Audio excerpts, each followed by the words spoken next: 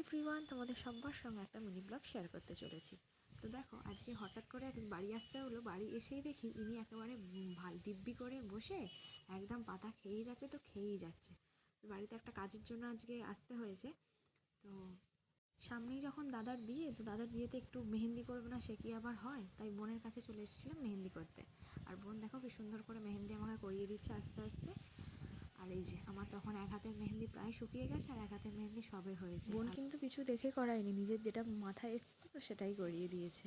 তো আমিও একদম দিব্যি করে বসে গেছি এবার শুকোতে। এই যে এটা হচ্ছে আমার পুরো মেহেন্দির লুকটা। খুব বেশি একদম হাত ভর্তি করিনি, তাও একদম অল্পের ওপর দিয়েই করেছি। বাড়িতে অল্প করে একটু চালের গুঁড়ি আর নারকেলের পুরটা ছিল বলে মা সন্ধ্যাবেলা ওই জন্য পিঠে করতে বসে পড়েছে। আর যেহেতু আমার এই হাত জোড়া, তাই পুকুই আমার এখন ভরসা। ওই আমায় এখন একটু মুড়ি খাইয়ে দিচ্ছে। আর এই দেখো আমি একদম হাতে মেহেন্দি করে বসে আছি, মনে হয় কাজ আর করতে পারবো। বাপি অফিস থেকে আসা মাত্রই উনি একদম বাইকের ওপর শটাং উঠে বসে পড়েছেন, চালাবেন বলে, মনে হয় চালাতে ইচ্ছা করেছিল। আর এই দেখো আমার এই মেহেন্দির লুক পরের দিনে এই এতটাই কালার এসেছে, কিন্তু কোনো মেনটেন করিনি, আমি জল ঘেঁটেছি, কোনো রেস্ট করিনি, হাতের কোনো লেবু চিনি কিছুই দিইনি, তাও কিন্তু এই কালারটা এত ভালো এসেছে। তো চলো, অবশ্যই কিন্তু জানি আমার মেহেন্দিটা কেমন হয়েছে। আবার তোমাদের সঙ্গে দেখা হচ্ছে নতুন একটা ব্লগে। টাটা।